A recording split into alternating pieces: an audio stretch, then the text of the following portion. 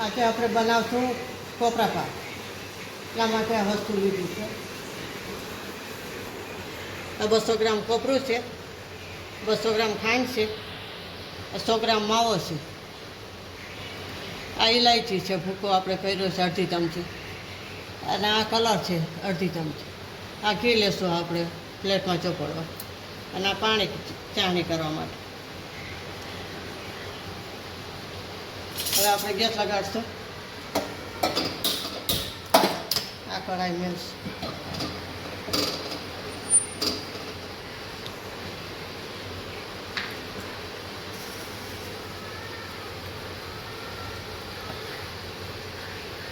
આ ખાંડ નાખશું આપણે,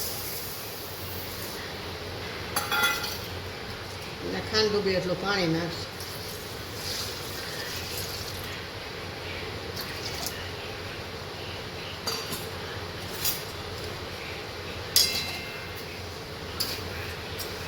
અને આપણે 1 તારની ચાસણી કરવાની છે, બહુ 2-2.5 તારની કે 1.5 તારની નથી કરવાની.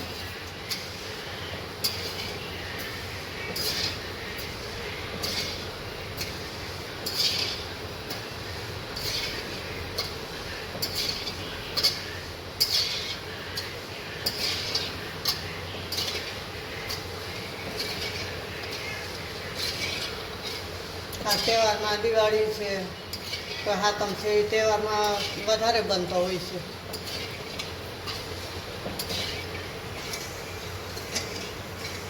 આ બાપ હારે તમે સરખો માપનું બનાવશો ને તો કોપી એટલે એવો જ થશે, કાંઈ બગડશે નહીં અને કાંઈ નહીં, બરોબર માપનું જ થશે અને સારો થશે.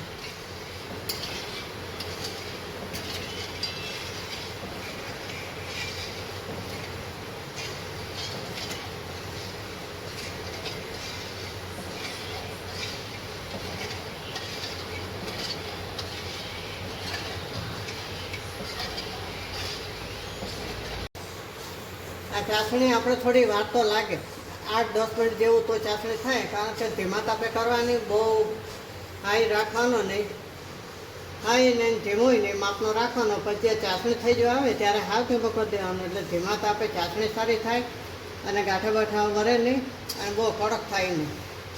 હવે આમાં એવું છે કે તમારે જો કદાચ ચાસણી કરીને તો કોપરા પાક કરવો હોય તોય થાય, અને દૂધમાં ડાયરેક્ટ ખાંડ નાખીને કરવો હોય તોય થાય.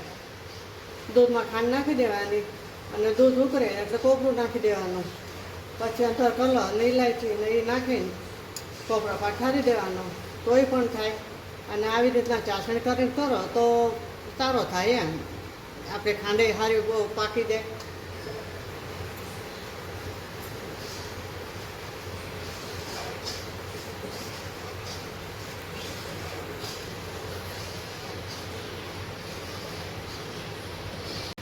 હવે આપણે ચાસણી થઈ ગઈ છે. આમ જોવાય, આમ ના કરી એટલે આ તાર સીધો પડે, આ અટકી જાય એટલે સમજી લેવાનું. અને એમાંય ન ખબર પડે તો આપણે ગમે તે વાસણમાં લઈ ખરે એટલે પછી આપણે જોઈ લેવાનું કે તાર થાય છે કે નહીં.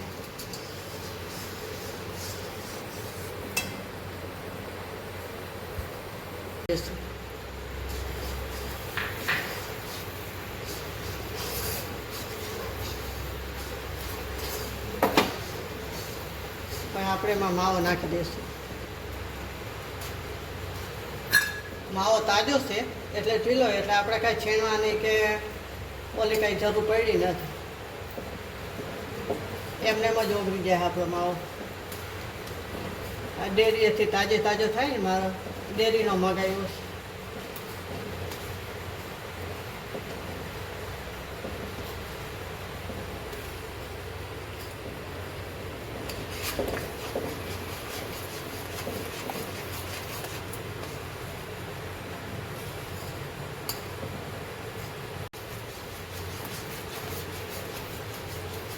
હવે આપણે કોપરું નાખી દઈશું.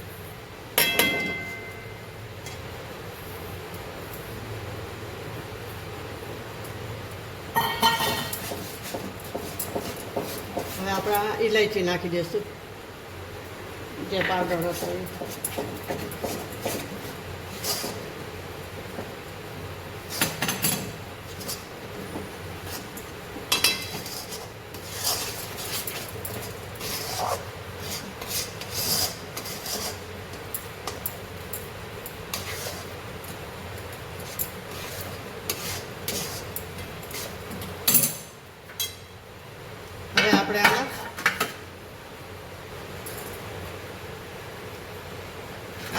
ઘી લગાવી દઈશું.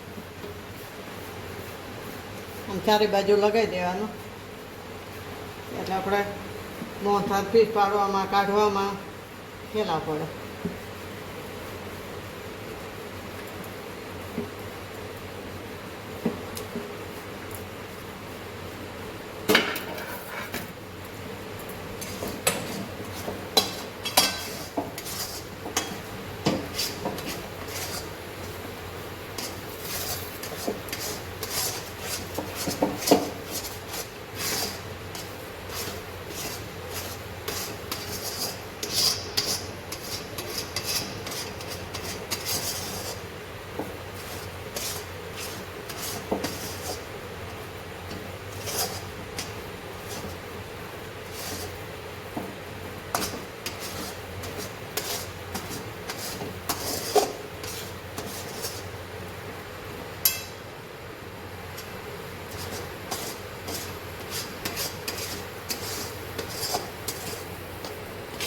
હવે આપણે થઈ ગયો છે કોપરા પાક ઠારી દઈશું.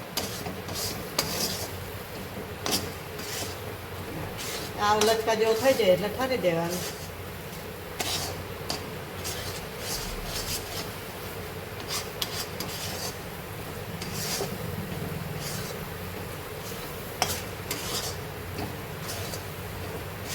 આ માવો નાખ્યો છે એટલે પોચોય થશે અને સારોય થશે. માવો નાખે એટલે સારો જ થાય.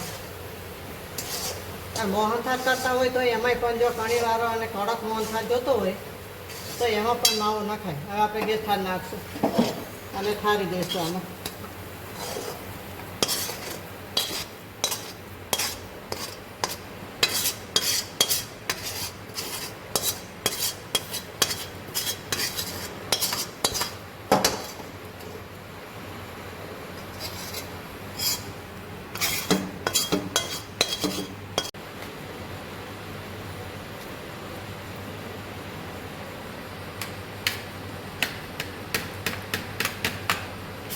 હવે આપણે આને 2-3 કલાક ઠરવા મેળ દઈશું.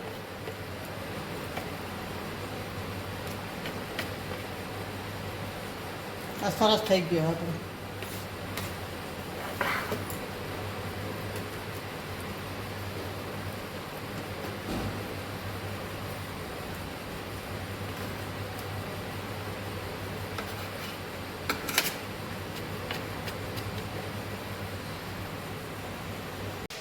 જય માતાજી.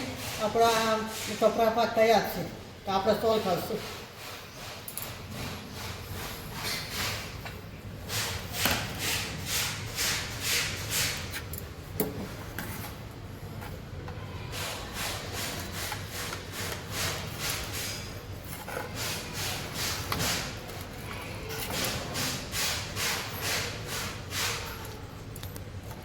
હવે આપણે કાપા પાડશું.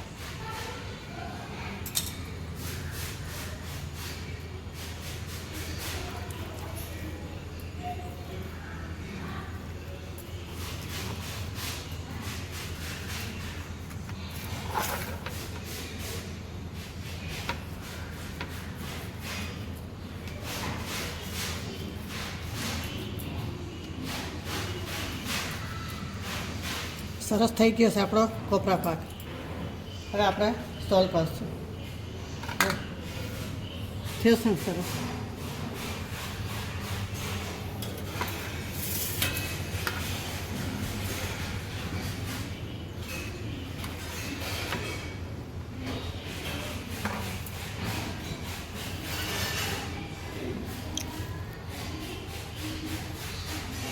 કમ્પ્લીટ થયો છે.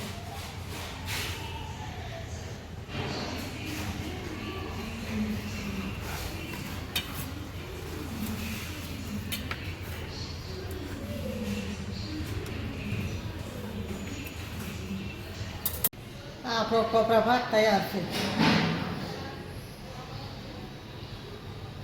આ બનાવ્યો એવી રીતે બનાવજો, કમ્પ્લીટ થશે. પહેલી વાર બનાવતા હશો તોય પણ માપ સાથે કમ્પ્લીટ થશે. તમારે બગડશે નહીં, કાંઈ નહીં. અને આ તહેવારમાં સારો લાગે. લાઈક કરજો, શેર કરજો અને બે લાઇકન દબાવવાનું ના ભૂલતા. સરપ્રાઈઝ કરીને કહેજો કે તમને કેવો લાગ્યો. કમેન્ટમાં લખી દેજો. જય માતાજી.